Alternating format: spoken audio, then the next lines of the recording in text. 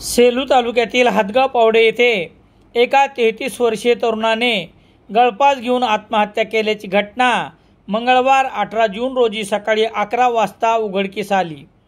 याबाबत पोलिसांनी दिलेली माहिती याप्रमाणे। सेलू तालुक्यातील हदगाव पावडे येथील गजानन सुदामराव बागल वय 33 वर्षे याने सातवाना रस्त्यावर असलेल्या गहिनीनाथ पीरबाबा देवस्थान परिसरात एका नाल्याजवळ बाभळीच्या झाडाला दोरीच्या साहाय्याने गळफास घेऊन आत्महत्या केली।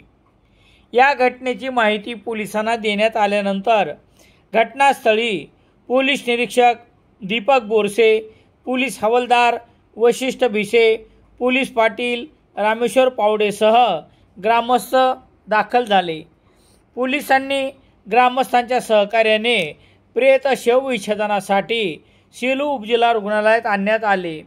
शवविच्छेदनानंतर प्रेत नातेवाईकाच्या स्वाधीन करण्यात आले। मयत गजानन बागल यांच्या पार्थिवावर दुपारी 5 वाजच्या सुमारास पावडे हदगाव येथे अंत्यसंस्कार करण्यात आले।